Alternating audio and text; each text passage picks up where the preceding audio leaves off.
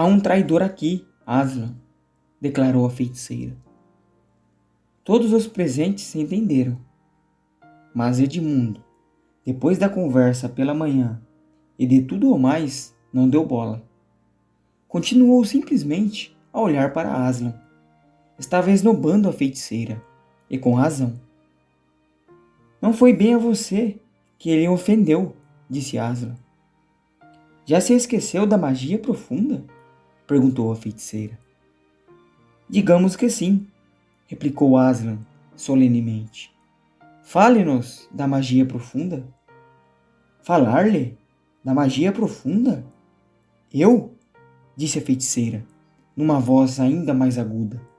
Falar-lhe do que está escrito nessa mesa de pedra aí ao lado? Falar-lhe do que está escrito em letras do tamanho de uma espada, cravadas nas pedras de fogo da montanha secreta? Falar-lhe do que está gravado no cetro do imperador de Alenmar? Se alguém conhece tão bem quanto eu o poder mágico a que o imperador sujeitou Nárnia desde o princípio dos tempos, esse alguém é você. Sabe que todo traidor, pela lei, é presa minha e que tenho o direito de matá-lo. É verdade, disse Aslan. Não posso negá-lo. Afastem-se, disse Aslan. Preciso falar a sós com a feiticeira. Foram momentos terríveis de longa espera. Finalmente, ouviu-se a voz de Aslan. Venham todos, tudo resolvido. Ela renunciou ao direito que tinha ao sangue de Edmundo.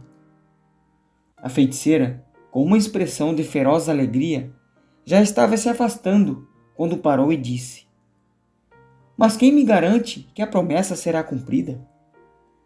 Ah! Rugiu Aslan, erguendo-se do trono, e suas fauces ficaram escancaradas. O rugido ribombou. A feiticeira, atônita, agarrou a saia e fugiu como se tivesse a vida em perigo. Nessa noite, a tristeza de Aslan projetou-se em todos os outros.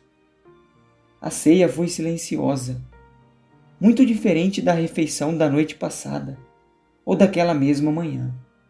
Era como se os dias felizes, que mal tinham começado, já chegassem ao fim.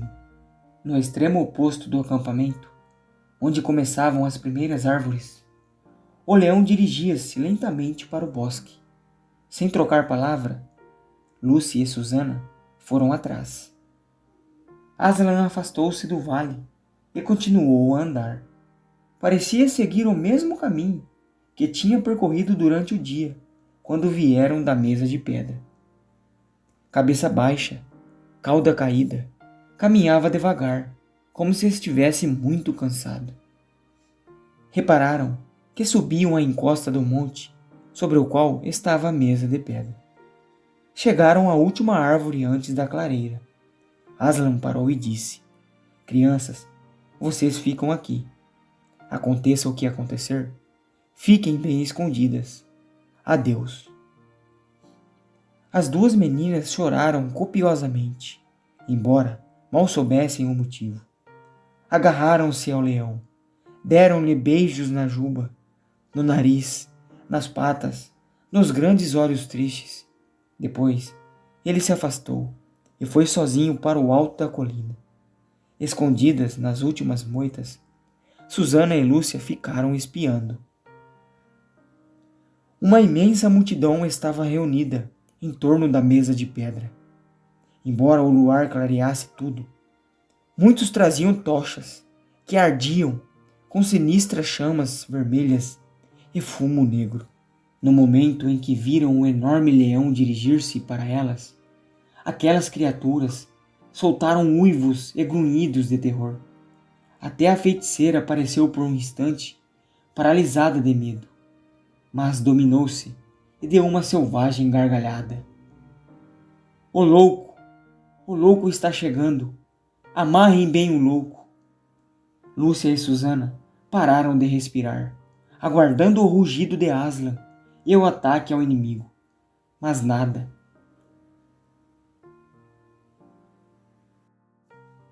Amarrem o louco, já disse. Deitaram o leão de costas. Amarraram-lhe as 4 patas, gritando e dando vivas, como se tivessem cometido um ato de bravura. Claro que se o leão quisesse, uma patada seria a morte para eles. Mas ficou quieto, mesmo quando os inimigos rasgaram a sua carne de tanto esticarem as cordas.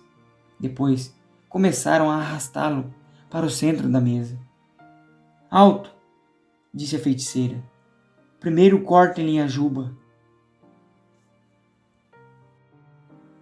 Uma gargalhada mesquinha ressoou quando um ogre de tesoura na mão avançou e se pôs de cócoras junto da cabeça do leão. Zip, zip, zip. A tesoura rangia e montes de caracóis dourados tombavam ao chão. As meninas puderam ver o rosto de Aslan, pequenino e tão diferente sem a juba. Os inimigos também notaram isso. Vejam, não passam de um gatão. É disso que a gente tinha medo? Rodearam Aslan, zombando dele a valer. Miau, miau, coitadinho do bichano. Quantos camundongos você papou hoje? Quer um pires de leite, bichinho? Que audácia, disse Lúcia, com lágrimas correndo pelo rosto. Perversos, malvados. Por fim, a feiticeira aproximou-se. Parou junto da cabeça do leão. Seu rosto vibrava e contorcia-se de ódio. O dele, sempre calmo, olhava para o céu, com uma expressão que não era nem de ira, nem de medo, um pouco triste apenas. Um momento antes de desferir o golpe, a feiticeira inclinou-se e disse, vibrando com a voz: Quem venceu, afinal, louco? Pensava com isso poder redimir a traição da criatura humana? Vou matá-lo, no lugar do humano, como combinamos, para sossegar a magia profunda. Mas, quando estiver morto, poderei matá-lo também. Quem me impedirá? Quem poderá arrancá-lo de minhas mãos? Compreenda que você me entregou Nárnia para sempre, que perdeu a própria vida, sem ter salvo a vida da criatura humana. Consciente disso, desespere e morra. As meninas não chegaram a ver exatamente este último momento. Tinham tapado os olhos. Quando tudo se acalmou, Susana e Lúcia foram para o alto descoberto da colina. Ainda era possível distinguir, apesar das nuvens delicadas que ocultavam a lua, o vulto do leão, que jazia morto nos grilhões. Ambas se ajoelharam na relva molhada, beijaram o rosto frio de Aslan, acariciaram seu bonito pelo, o que ainda restava dele, e choraram amargamente, até que não puderam mais. Olhando uma para a outra, deram-se as mãos, porque se sentiam sós, e choraram de novo. Depois voltaram a calar-se. O céu estava esbranquiçado no oriente, e as estrelas empalideciam também. Menos uma muito grande, perto da linha do horizonte. O frio era mais intenso do que nunca. O sol dera a tudo uma aparência tão diferente, alterando de tal maneira as cores e as sombras, que por um momento não repararam na coisa de fato importante. Até que viram. A mesa de pedra estava partida em duas por uma grande fenda, que ia de lado a lado, e de Aslan nem sombra. Olharam, iluminado pelo sol nascente. Maior do que antes, Aslan sacudia a juba. Pelo visto, tinha voltado a crescer. Aslan! Aslan! Exclamaram as meninas espantadas, olhando para ele, ao mesmo tempo assustadas e felizes. Você não está morto? Agora não.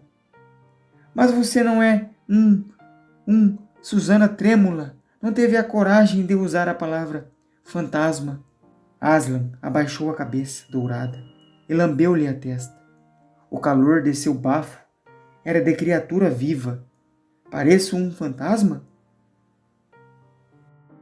Não, você está vivo, ó Aslan! Gritou Lúcia, e as duas meninas atiraram-se sobre ele com 1000 beijos. Mas explique tudo isso, por favor, disse Susana, ao recuperar um pouco da calma. Explico. A feiticeira pode conhecer a magia profunda, mas não sabe que há outra magia ainda mais profunda. O que ela sabe não vai além da aurora do tempo, mas, se tivesse sido capaz de ver um pouco mais longe, de penetrar na escuridão e no silêncio que reinam antes da aurora do tempo, teria aprendido outro sortilégio. Saberia que, se uma vítima voluntária, inocente de traição, fosse executada no lugar de um traidor, a mesa estalaria e a própria morte começaria a andar para trás. Agora, disse Aslan, acho que vou dar um rugido. Melhor taparem os ouvidos. Foi o que fizeram. Quando Aslan abriu a boca, seu rosto ficou tão apavorante que não tiveram coragem de olhar para ele. As árvores em frente curvaram-se ao sopro do rugido, como o capim se curva ao vento.